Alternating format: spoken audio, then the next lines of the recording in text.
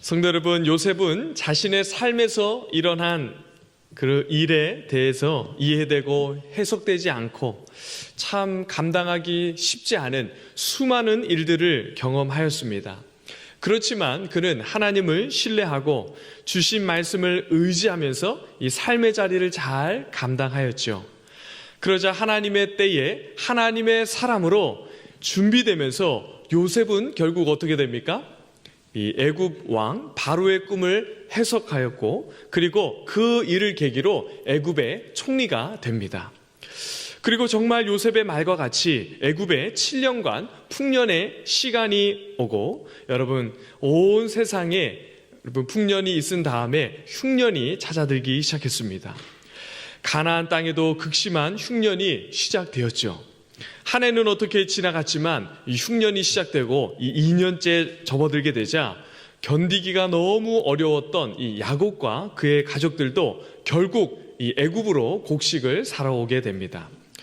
여러분, 지금 요셉이 애굽으로 노예에 팔려와서 요셉이 다시 그 형들을 만나게 된 그 시간의 흐름이 어느 정도 흐르고 지나갔죠? 여러분, 이 요셉이 노예와 제수로 몇 년간 보냈습니까? 13년을 보냈습니다. 거기다가 지금 풍년으로 몇 년을 보냈습니까? 7년을 보냈죠. 20년이라는 시간이 훅 지나갔습니다. 그리고 지금 흉년이 시작되고 2년이 흘렀습니다. 그러니까 총 몇 년이 흘렀죠? 네, 22년이라는 긴 시간이 흘러갔습니다. 여러분, 22년의 시간이 흐른 뒤 요셉과 형들이 애굽에서 다시 만나게 되죠. 요셉은 형들이 애굽에 도착해서 딱 보자 바로 알아봤습니다. 그러나 형들은 요셉을 알아봤을까요? 알아보지 못합니다. 시간이 많이 흘렀고 요셉은 너무나도 많이 달라져 있었기 때문에 형들은 요셉을 알아보지를 못합니다. 그런데 요셉은 형들을 만났을 때 바로 자신을 알리지 않죠. 여러분, 왜 요셉이 그렇게 했을까요? 성도 여러분, 이 요셉과 형들은 그냥 평범한 그러한 관계가 아니었습니다. 지금 요셉과 형제들, 그 형들과의 관계는 어떤 관계이죠? 요셉이 형들이 요셉을 어떻게 했습니까? 노예로 팔았습니다.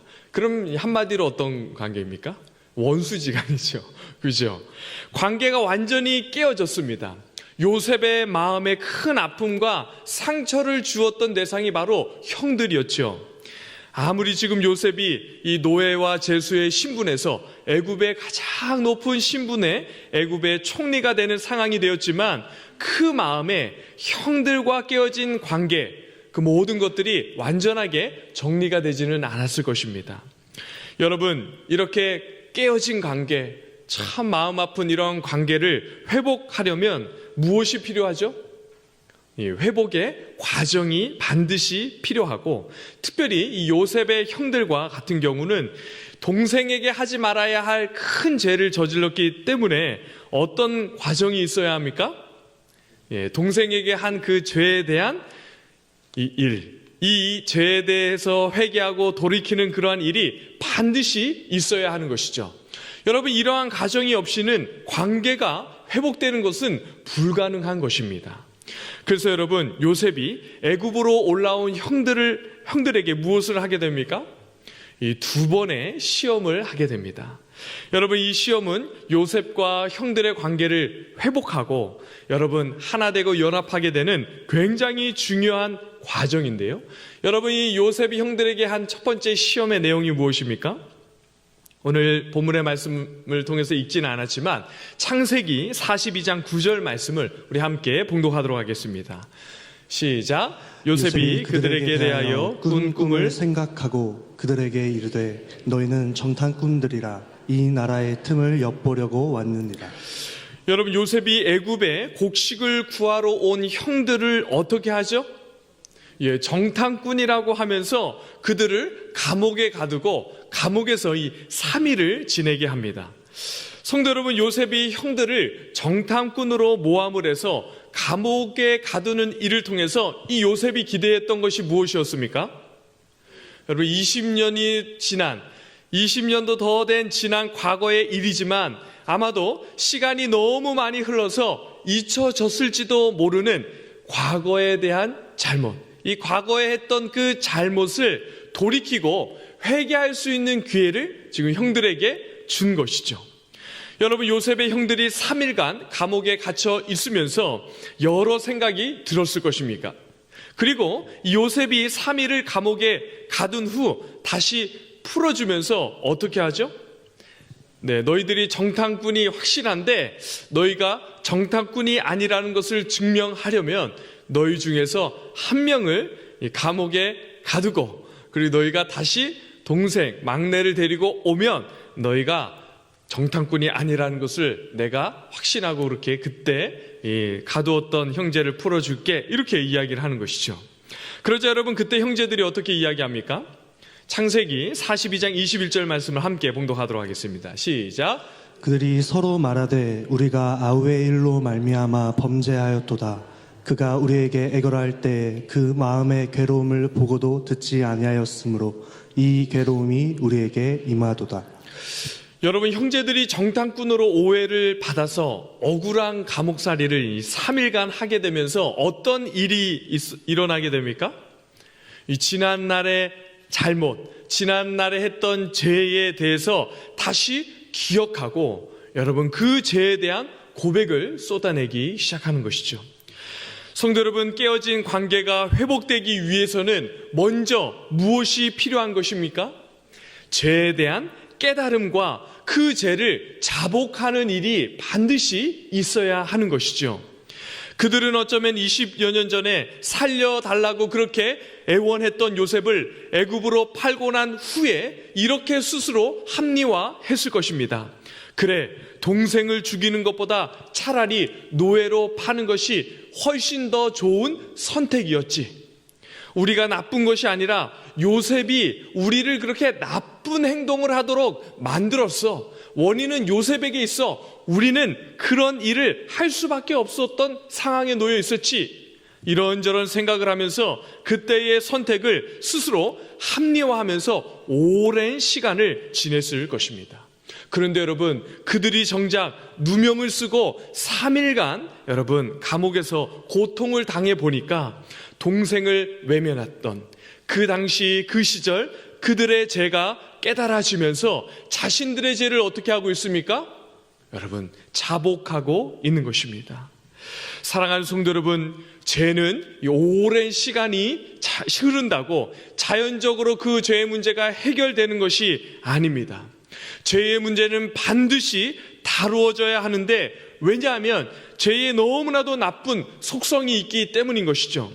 여러분, 죄의 속성 중에 하나가 무엇이냐면, 여러분, 그 죄가 이 죄를 짓게 되면 이 내면에 양심이 있는데 그 양심이 죄로 인해서 어떻게 되는 것이죠? 짓눌리고 마비되면서 바른 생각과 사고를 하지 못하게 합니다. 그래서 여러분, 그 마음에 결국엔 어떠한 마음이 가득 차게 되는 것이죠?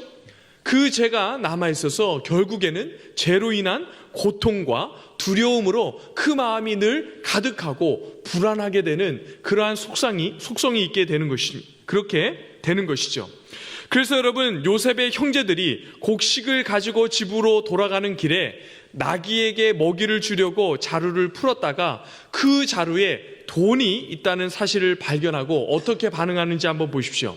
우리 창세기 42장 28절 말씀입니다. 함께 봉독하겠습니다. 시작. 그가 그 형제에게 말하되 내 돈을 도로 넣었도다. 보라, 자루 속에 있도다. 이에 그들이 혼이 나서 떨며 서로 돌아보며 말하되 하나님이 어찌하여 이런 일을 우리에게 행하셨는가 하고. 여러분, 그들이 어떻게 됩니까? 혼이 나서 떱니다. 여러분, 그리고 그들이 집에 도착해서 각자 짐을 풀자 각 사람의 자루마다 돈 뭉치가 이렇게 있다는 것을 발견하고 어떻게 되죠? 35절에 보면 다 두려워했다, 이렇게 말씀하고 있습니다. 성도 여러분, 한번 생각해 보십시오. 요셉이 그 애굽의 총리로 형제들이 왔을 때 여러분, 곡식을 돈을 받고 팔려고 했겠습니까? 그렇지 않았겠죠. 여러분, 물론 형제들을 시험하려고 하는 마음도 있었겠지만 아마도 요셉은 돈을 받고 곡식을 그 형제들에게 주고 싶지 않았을 것입니다. 좋은 마음을 가지고 선행을 행한 것이죠. 여러분, 그래서 이 요셉은 종을 시켜서 이 가지고 왔던 돈을 다시 그 자루에다 넣게 하였던 것이죠. 그런데 여러분, 요셉의 형제들은 그 일을 어떻게 반응합니까? 자신들에게 좋은 일을 하였다, 자신들에게 좋은 일이 일어났을 것이다, 이렇게 생각하지 못하고 여러분, 그 일로 인해서 크게 두려워하는 것을 보게 됩니다. 여러분, 왜 두려워합니까? 사실 다시 돌아갈 때 다시 돌려주면 되고 그 일에 대해서 다시 해명하면 될 텐데 왜 그들이 크게 두려워합니까? 네, 그 오랜 시간 전에 그들이 요셉에게 했던 죄가 여전히 그들의 마음 한편에 남겨 있으면서 그 마음을 억눌리고 짓눌리게 해서 조그만 어떤 일이 생기면 그것 때문에 두려워하고 떨면서 여러분, 그 상황들을 굉장히 두려워하게 되었던 것입니다. 성도 여러분, 죄는 이렇게 사람으로 하여금 선하고 바른 사고를 하지 못하게 만들고 오히려 작은 일에도 고통스러워하고 누군가 선을 베푸는 일에도 심지어 두려워하게 만드는 그러한 속성이 담겨져 있는 것이죠. 그러므로 죄는 반드시 다루어져야 하는데 그 첫 번째가 무엇이죠? 여러분, 죄에 대한 깨달음과 고백이 있어야 하는 것입니다. 여러분, 부부 관계 안에서 혹은 부모 자녀와의 관계 안에서 또는 가족 관계 안에서도 여러분, 상대에게 잘못을 했을 때 꼭 잘못한 일에 대해서 어떻게 해야 됩니까? 잘못했다, 미안하다, 아니면 잘못했습니다, 죄송합니다, 이렇게 고백을 해야 합니다. 그리고 상대에 대한 원망이 있거나 그 응어리진 마음이 있다면 여러분, 그렇게 사과하고 용서를 구할 때 어떻게 해야 되는 것이죠? 용서해주고 잊어주어야 하는 것이죠. 여러분, 누군가에게 미안하다, 잘못했다 이렇게 이야기하는 것은 쉽지 않습니다. 특별히 가까운 사람일수록 그렇게 하는 것이 쉽지 않을 때가 많이 있죠. 특별히 여러분, 남성이건 여성이건 남편이건 아내이건 여러분, 잘못한 일이 깨달아지면 여러분 먼저 상대에게 다가가서 잘못했습니다, 미안합니다 이렇게 이야기를 해주시기를 부탁합니다. 여러분, 그래야 관계가 여러분 회복됩니다. 특별히 여러분, 남편들에게 한 번 더 부탁을 드리는데요. 나는 그냥 시간이 지나서 풀렸으니까 괜찮아, 나는 이렇게 쿨해, 이렇게 이야기하고 그냥 아무 말 없이 지나가면 안 됩니다. 네. 그러면 여러분, 평생 이 아내 마음에 여러분 이렇게 한이 맺히고 여러분 원망을 하는 그러한 일이 되는 것이죠. 여러분, 저도 신학대학원을 다니던 어느 날이었는데요, 어머니로부터 이 전화 한 통화가 왔습니다. 여러분, 그때 기억으로 낮에는 이 학교 수업이 있었기 때문에 거의 전화를 하는 경우가 없었습니다. 아버지건 어머니건. 그런데 여러분, 갑자기 전화가 왔죠. 그래서 무슨 일인지 하고 전화를 딱 받았는데 어머니께서 저에게 이렇게 이야기를 하는 것이었습니다. 성대가, 내가 많이 미안하다, 이렇게 대뜸 저에게 이야기를 하는 것이었습니다. 그래서 여러분, 제가 어떻게 반응했겠습니까? 네. 제가 여러분 그때 20대 이제 중후반 되었던 그러한 시기니까 너무 어린 나이는 아니었죠. 그래도 조금 철이 들었던 그러한 나이였는데요. 제가 여러분 이렇게 대답을 했습니다. 어머니, 뭐가 미안합니까? 그런 것 없습니다, 이렇게 이야기를 하면서 전화를 했던 기억이 있었습니다. 여러분, 그 당시 어머니가 저에게 미안하다는 말을 하면서 구구절절 어떤 것이 미안하다 이렇게 이야기를 하지는 않았습니다. 미안해. 제가 또 이렇게 대답할 때 어머니 서운한 게 많았습니다, 이렇게 대답하지 않고 네, 뭐가 미안합니까? 이렇게 대답을 했는데요. 여러분, 그때 제가 전화하면서 제 마음에 참 잔잔한 위로가 있었습니다. 사랑하는 성도 여러분, 상대가 누구이건 제가 깨달아지고 상대에게 잘못한 일이 생각나면 여러분, 그냥 그것을 묻어두고 지나가지 마십시오. 꼭 상대에게 잘못을 여러분 이야기하고 그 잘못에 대한 그 사과의 마음, 미안한 마음을 꼭 전하기를 바랍니다. 그런데 여러분, 어떠한 분은 상대방에게 아무런 일도 없었고 혼자 스스로 생각한 어떠한 일을 생각하면서 그 상대에게 이야기하는 그러한 경우가 있는데 그러면 절대 안 됩니다.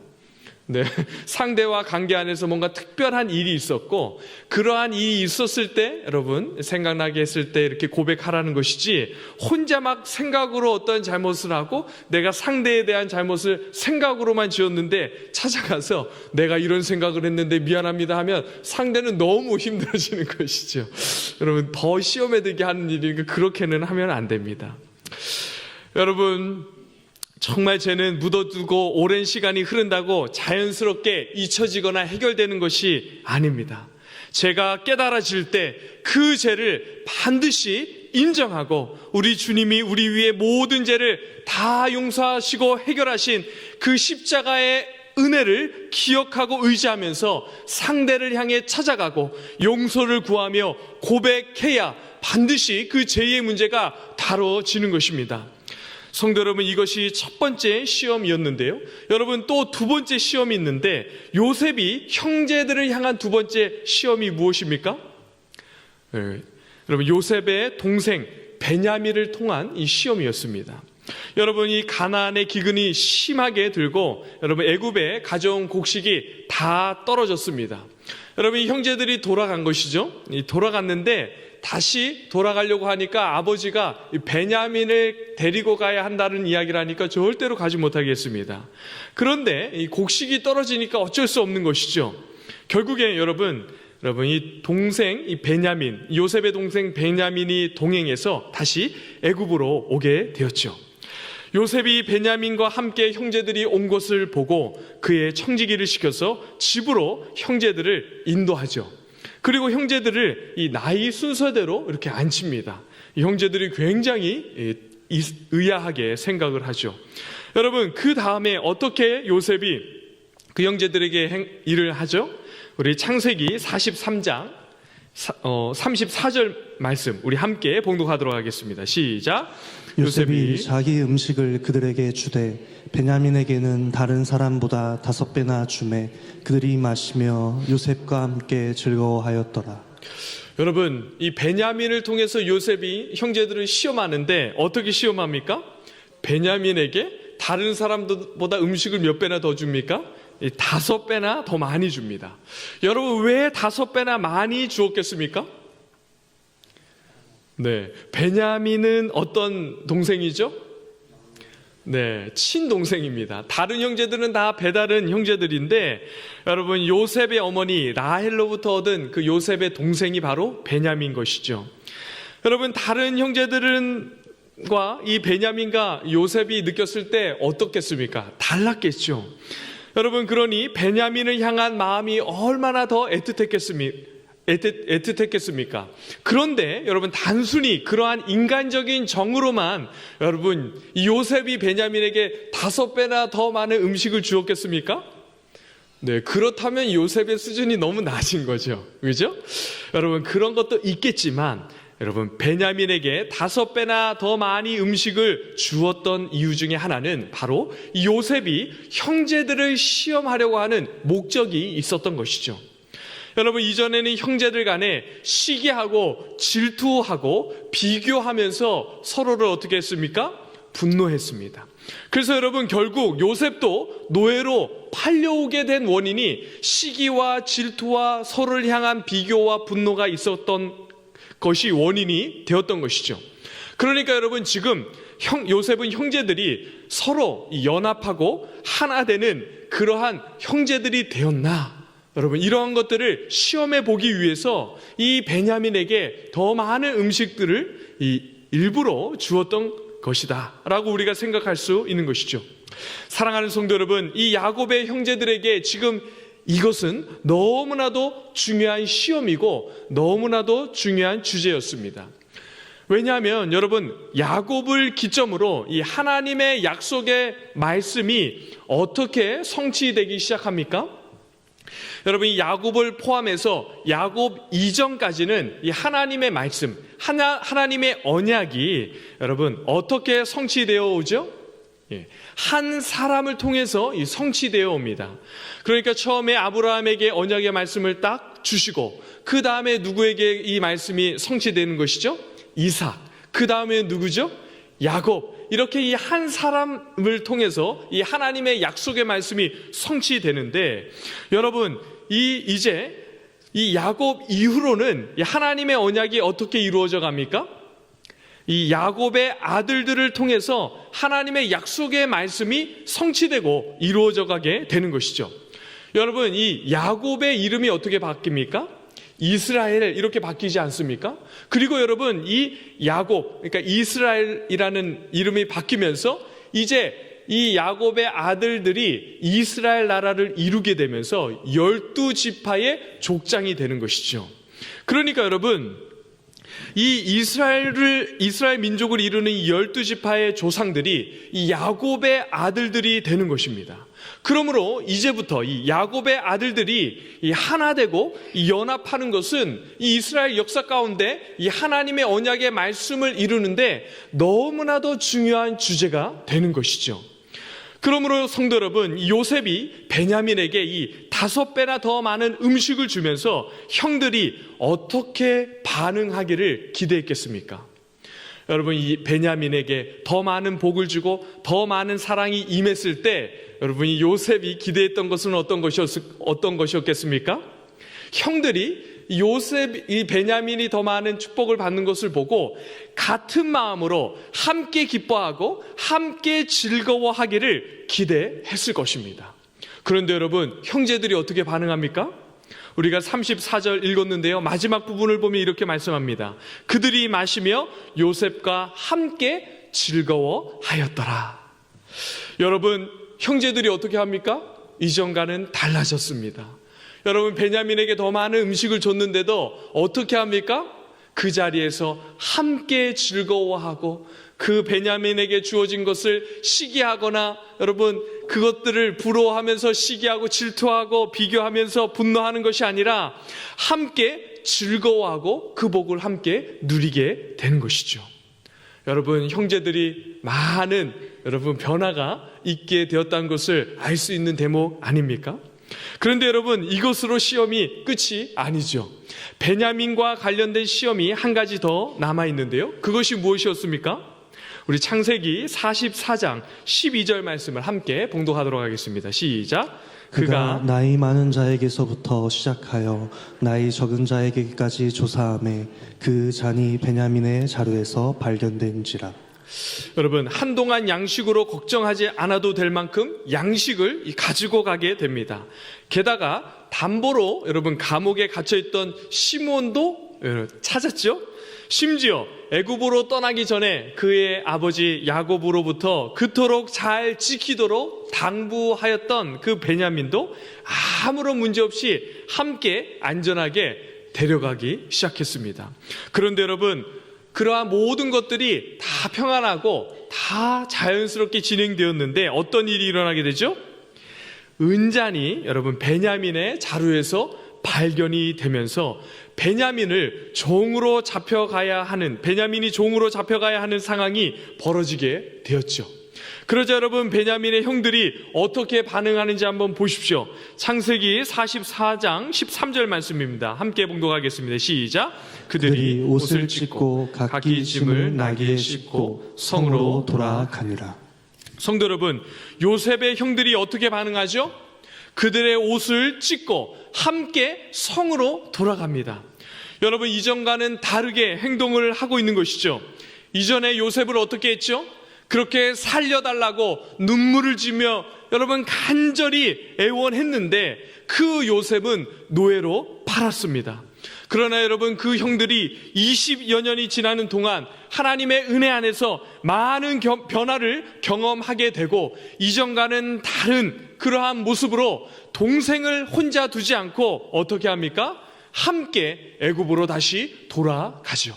성도 여러분, 요셉의 종이 형제들에게 어떻게 말합니까? 은잔이 누구에게든지 발견되면 그가 종이 될 것이고 그 외 다른 사람들은 죄가 없을 것이다, 이렇게 말합니다. 그러니까 여러분, 동생만 애굽에 두고 형들은 얼마든지 이전과 같이 돌아갈 수가 있었습니다. 그런데 어떻게 하죠? 그들 전부가 옷을 찢고 베냐민과 함께 애굽으로 발길을 돌립니다. 사랑하는 성도 여러분, 지금 요셉의 형들의 모습 안에 교회의 너무나도 중요한 특징과 영광과 아름다움이 담겨져 있습니다. 이전에는 제가 눈앞에 드러났을 때 서로를 탓하고 상황을 합리화하면서 여러분 요셉을 떠나보냅니다. 노예로 팔았습니다. 그리고 여러분 그 요셉을 잊어버리고 돌아섰죠. 그런데 지금은 어떻게 합니까? 누군가를 탓하거나 합리화하지 않습니다. 베냐민을 향해서 너가 왜 그렇게 했냐 추궁하지도 않습니다. 그 상황에 여러분 모두 다 죄를 지은 사람들처럼 어떻게 하죠? 옷을 찢고 다 함께 애굽으로 돌아가고 있는 것이죠. 그렇게 여러분 애굽으로 돌아가서 요셉 앞에 서서 유다가 고백하는 그 고백을 한번 보십시오. 창세기 44장 16절 말씀입니다. 우리 함께 봉독하겠습니다. 시작. 유다가 말하되 우리가 내 주께 무슨 말을 하오리이까? 무슨 설명을 하오리이까? 우리가 어떻게 우리의 정직함을 나타내리이까? 하나님이 종들의 죄악을 찾아내셨으니 우리와 이 잔이 발견된 자가 다 내 주의 노예가 되겠나이다. 여러분 어떻게 고백하죠? 하나님이 우리의 죄를 찾아내셨다 하시면서 다시 한번 죄를 쏟아내고 있죠. 그리고 어떻게 합니까? 모든 형제들이 함께 책임을 지고 당신의 노예가 되겠습니다. 이렇게 고백하고 있는 것이죠. 여러분 이것이 교회와 세상의 너무나도 중요한 차이입니다. 세상은 죄의 문제가 드러나면 어떻게 반응하죠? 그 죄, 내가 한 것이 아니고 다른 사람에 의해서 어쩔 수 없이 한 것이다. 나와는 상관없이 그 일이 진행된 것이다. 이런저런 핑계를 대고 자신을 합리화하면서 나는 죄가 없다 이렇게 주장하는 것이 바로 세상이죠. 그러나 교회는 다릅니다. 성도는 다른 것이죠. 교회는 공동체 안에서 죄와 허물이 드러날 때 그것은 우리의 죄입니다. 내가 책임져야 할 문제입니다. 우리가 함께 감당해야 합니다. 이렇게 말하는 것이죠. 여러분 이전의 형제들은 요셉을 노예로 팔아 넘기면서 이렇게 생각했습니다. 너가 죄를 지어서 이렇게 된 거야 생각했을 것입니다. 그런데 이제는 그렇게 하지 않죠. 베냐민의 자루에서 은잔이 나왔지만 어떻게 고백합니까? 우리가 다 당신의 노예가 되겠습니다. 이렇게 고백을 하고 있습니다. 성도 여러분, 교회는 이렇게 고백하고 이런 것이 교회 공동체의 모습입니다. 여러분 우리가 신앙생활하고 교회를 오갈 때 그냥 교회에 와서 예수님을 믿고 나는 이제 천국 간다 이렇게만 이야기하고 교회를 출석하며 신앙생활 한다고 그렇게 오가는 것으로 신앙생활이 되는 것이 아니죠. 그리스도 예수 안에서 몸의 한 지체가 되어서 여러분 우리가 교회 안으로 들어오고 함께 이 교회 안에서 주님의 몸된 교회를 이루고 함께 몸의 한 지체가 되면서 함께 기뻐하고 함께 즐거워할 뿐만 아니라 옆에 있는 지체들의 아픔과 허물과 죄악들의 모습이 드러날 때 어떻게 해야 하는 것입니까? 함께 아파하고 함께 슬퍼하는 것. 여러분 그러한 곳이 바로 교회이고 성도의 중요한 모습이고 특징인 것입니다. 사랑하는 성도 여러분, 이와 같은 일이 오늘 우리 교회 안에서 풍성하게 일어나고 있습니까? 누군가가 하나님의 은혜와 사랑을 풍성히 받을 때 그것을 너무나 기뻐하면서 함께 즐거워하고 그 기쁨을 누리고 그렇게 기뻐하며 즐거워하는 일이 우리 안에 누려지고 있습니까? 또는 누군가의 허물과 죄가 드러날 때 그 사람만 어떻게 하면 된다 그렇게 여기지 않고 함께 아파하고 함께 눈물을 흘리면서 여러분 그 사람의 죄가 그 사람의 어리석은 모습이 하나님 앞에 깨달아지고 돌이키기를 원하면서 그렇게 그 사람을 품어내고 함께 그 사람을 위해서 눈물을 흘려가며 기도하는 그러한 일들이 우리 공동체 안에서 풍성하게 일어나기를 간절히 바라고 축복합니다. 성도 여러분, 그것으로 끝이 아니죠. 유다의 고백을 한 번 더 보십시오. 우리 창세기 44장 33절 말씀입니다. 함께 봉독하겠습니다. 시작. 이제 주의 종으로 그 아이를 대신하여 머물러 있어 내 주의 종이 되게 하시고 그 아이는 그의 형제들과 함께 올려 보내소서. 여러분, 지금 유다가 뭐라고 고백하고 있습니까? 내가 동생 베냐민을 대신해서 종이 되겠습니다. 내가 대신해서 형벌을 받겠습니다. 이렇게 고백하고 있는 것이죠. 여러분, 이전에 노예로 이 요셉이 팔려갈 때 유다가 어떻게 했습니까? 여러분, 요셉은 우리 동생이니까 죽이지는 말자, 그러나 그를 노예로 팔자라고 이야기를 하고 난 후에 여러분, 이 요셉을 노예로 팔게 되었습니다. 그런데 여러분, 그때는 그렇게 말했던 이 유다가 지금 이 20년이 지난 여러분, 이때는 어떻게 고백을 하죠? 내가 종이 되겠습니다. 내가 대신 형벌을 받겠습니다. 이렇게 이야기하고 고백하고 있는 것이죠.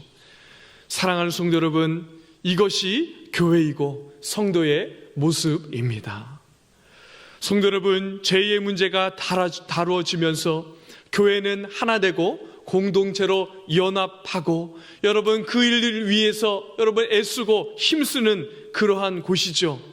여러분, 뿐만 아니라 누군가를 향해서 여러분, 그 아픈 일, 죄의 문제, 허물이 드러났을 때 어떻게까지 하는 것이 이 교회의 모습입니까? 그것이 나의 죄입니다. 내가 감당하겠습니다. 이렇게 고백하면서까지 연합하고 하나 되는 일을 힘써 지키는 곳이 바로 교회이고 성도의 모습인 것입니다. 여러분, 교회가 하나 되고 교회 공동체가 연합하는 이 일을 지켜내기 위해서는 이렇게 누군가를 위해서 희생하고 누군가를 위해 많은 수고와 헌신을 해야 되는 것이죠. 때로는 누군가가 자신의 자아를 죽이면서 나를 죽이는 일을 반복해서 해야 되는 것이 바로 이렇게 교회를 지키고 공동체를 살려내는 너무나도 중요한 일이 되는 것입니다. 사랑하는 성도 여러분, 우리는 지금까지 살아오면서 요셉의 형들처럼 누군가를 탓하고 상황을 탓하고 남들을 비판하면서 오늘까지 삶을 살아오지는 않았습니까? 오늘 유다의 모습은 그러한 우리에게 성도가 교회와 이 땅을 어떻게 섬겨내야 하는지를 너무나도 잘 보여주고 있는 것이죠. 특별히 고난주간이 가까이 오면서 주님이 우리를 위해서 죽으신 그 십자가를 묵상하며 각자의 삶을 되돌아보는 이때에 유다가 우리에게 보여주고 고백한 이러한 고백과 같이 또한 주님께서 우리를 위해서 십자가에서 죽기까지 사랑하시고 우리를 위해서 그렇게 희생하신 것 같이 우리도 누군가를 위해서 나자시고 희생하고 종이 되기를 주저하지 않고 그 일들을 애쓰고 힘쓰며 감당하는 성도들이 되기를 간절히 바라고 축복합니다. 여러분, 참 너무나도 마음 아픈 그러한 일이 오늘 일어났지요. 여러분, 어떠한 결과가 일어나든 참 여러분 너무나도 마음 아픈 그러한 결과였는데 여러분, 이러한 시기에 여러분, 우리가 성도가 어떻게 이 시대를 감당하고 품어내야 할지는 너무나도 분명합니다. 여러분, 우리가 하나 되고 연합하고 또한 하나님의 회복의 역사가 우리를 통해 일어나기를 간절히 바라면서 누군가를 위해서 누군가를 향해서 비방하거나 비난하는 그러한 일들을 멈추고 여러분, 이러한 저러한 이야기하는 것들을 멈추고 여러분, 이 모든 것이 우리의 죄 때문입니다. 나의 죄 때문에 이 나라가 이렇게 된 것입니다 라는 고백이 우리를 통해 쏟아져야 할 것입니다.